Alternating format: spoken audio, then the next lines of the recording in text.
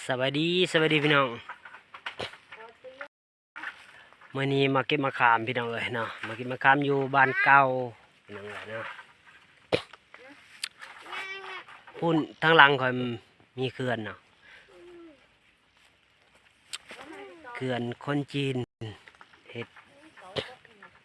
เขาสิปิ้งน้ำไปใส่ส่วนทุเรียนแล้วก็ให้หมูกินนะพี่น้องเนาะบ่มีบกยามแรงพูนอยู่พุ่นเจ้าเนาะเขาจะไปให้ FC ได้เบิ่งได้ชมเนาะเขื่อนโอ้โหว่าสิไปได้หรือบ่เนาะเขาก็หากนมาครั้งแรกตั้งแต่เขามาอยู่นี่เขาก็แต่ก่อนเขาก็เคยมาอยู่แถวนี้นะมาขามพี่น้องเลยมาขามมากับลูกกับเมียลูกสาวลูกชายพี่น้องเลยเนาะ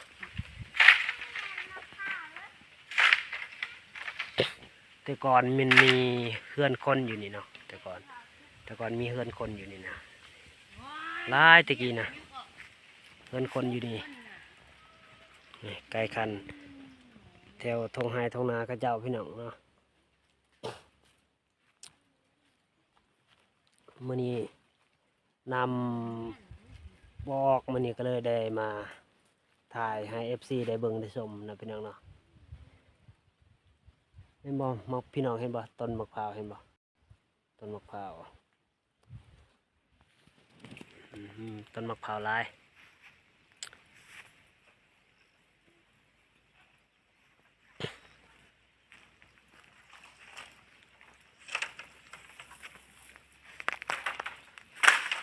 แดดพี่น้องไว้เนาะ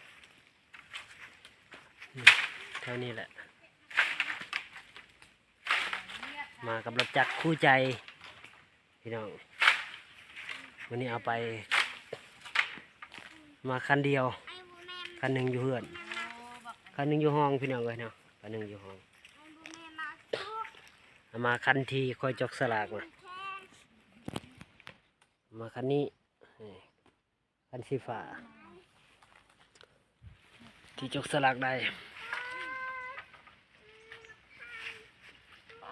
อยู่ทงผมมะขามโอยสิโตยงะนี่นะมะขามจุก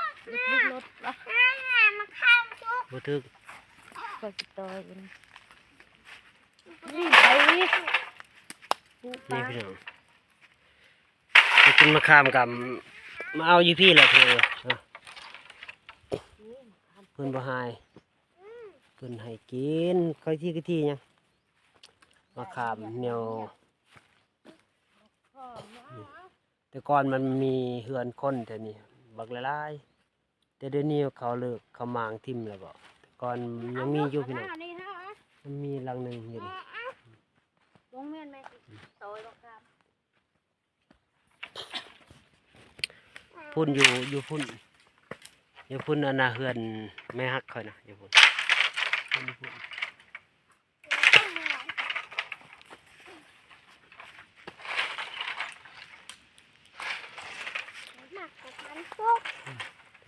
มากระทันก็มีลายพี่น้องนะ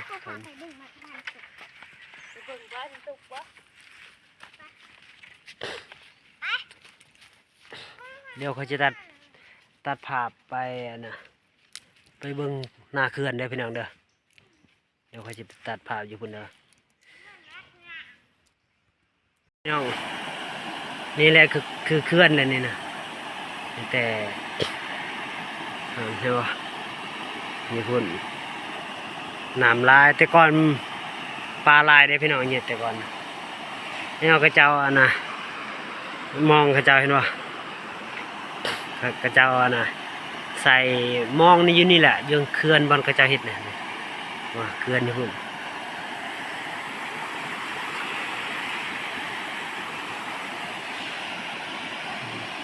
ท่อน้ำเห็นป่ะนะ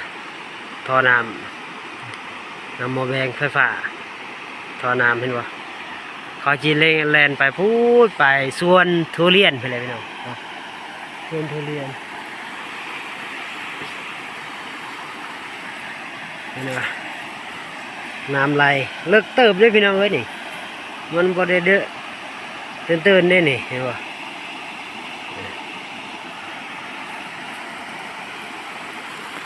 มันเป็นห้วยพี่น้องเอ้ยเนาะเป็นห้วยหน่อยเนาะเห็นบ่ห้วยยังวะห้วยน้ำแกงบ่นั่นแหละปูปลากระลายพี่น้องเอ้ย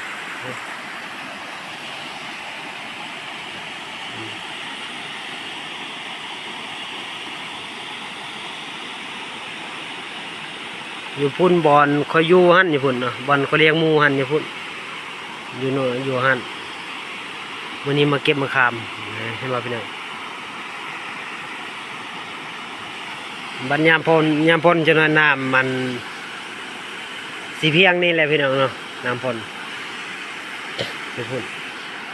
บัดแล้วเขาเฮ็ดแล้วจนว่าใดเขาสิปะอยู่หันพี่น้องเห็นว่าบอล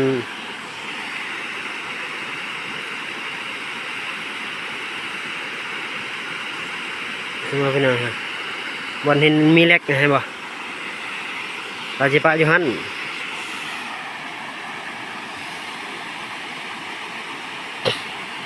ผู้ใดอยากมาเที่ยวก็มาได้พี่น้องเด้อ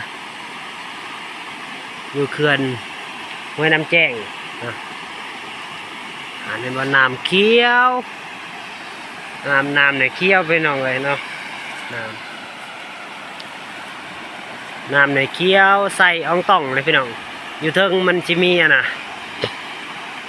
ส่วนมะพริกพี่น้องเลยเนาะส่วนมะพริกอยู่หุ่นอยู่เทิงหันแล้วก็มีใดของเท่าแก่คนนั้นใดเท่าแก่คอยอยู่หุ่นเราเจาะรายปีเลยวันนี้มีโอกาสได้มาเก็บมะขามพี่น้องแล้วเมื่อกี้มาคามหลักก็เลยถ่ายให้ FC ได้เบิ้งได้ชมพี่น้องเลยเนาะน้ำเสียงน้ำตกพี่น้องครับดุนและบ่ได้ถ่ายคลิปน้ำไหลแซ่เนี่ยบาดเขาเฮ็ดแล้วเขาสิมาถ่ายให้เบิ้งอีกเดี๋ยวพี่น้องสิมาอัปเดตให้ FC ได้เบิ่งได้ชมเนาะมื้อนี้ผู้ค้าก็มีโอกาสได้มาพี่น้องเอ้ยได้มา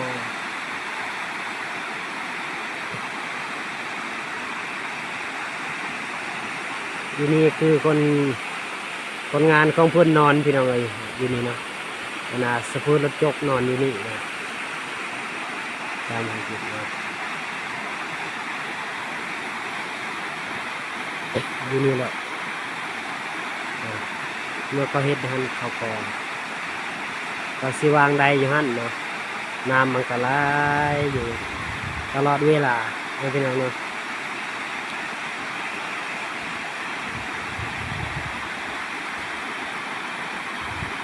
เขื่อนห้วยน้ำแจง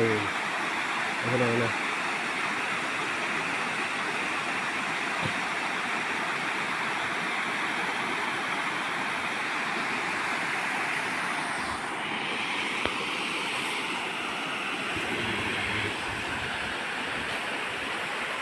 พวกผักอันนี้บอลพี่น้องนะ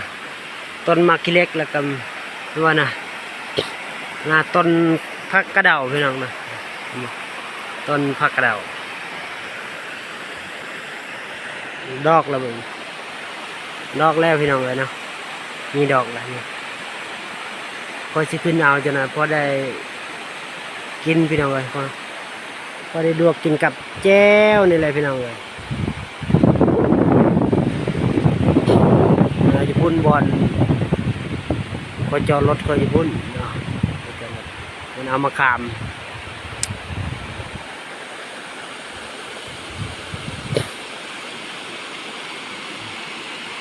โนนเทิงหันที่เดินทางค่อยมาหันพุ่นทางโนนเทิงเพื่อนของคนจีนเนาะคนจีนเฮ็ดได้ทุกอย่างพี่น้องเลยนะเงินเขาซื้อแล้วเขา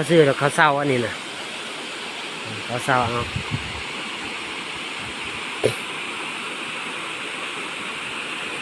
แต่ก่อนบ่มีแต่ก่อนน่ะปลาหกอยู่นี่น่ะแต่ก่อนน่ะตอนค่อยมาอยู่นี่น่ะค่อยมาแถวนี้ปลาหกได้แถวนี้น่ะ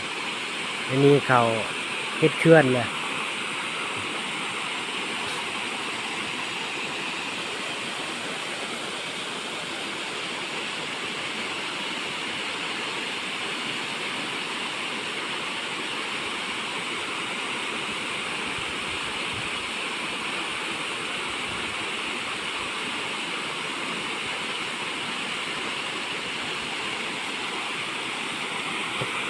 แต่ก่อนคนมาหาเยี่ยงป่าอยู่นี่แหละพี่น้องเอ้ยเนาะผมมันเยี่ยงป่าอยู่นี่เพิ่นเฮ็ดแค่น้อยพี่น้องเตียงน้อยนั่นนี่เห็นบ่เตียงพอได้พักได้เช้านี่แหละพี่น้องพอได้นอนก็มีไม้เขาก็เฮ็ดเป็นแบบนี้มีไม้ครบทุกอย่างเฮ็ดเป็นเนาะเห็นบ่พี่น้องพูนอยู่พุ่นก็เข้าไปเลิกอยู่ในน่ะงานสิเห็นแจงเนาะเห็นแจงจะเลยเนาะเอาคลิปนี้ก็ผู้ใดมักก็ช่วยกดไลค์กดแชร์ให้ผู้ขาบ่าวน้อยน้ำโชคนี่แหละพี่น้องที่จบแต่เพียงเท่านี้อย่าลืมกดไลค์กดแชร์ให้บ่าวน้อยแน่อย่าลืมเป็นกำลังใจให้เด้อ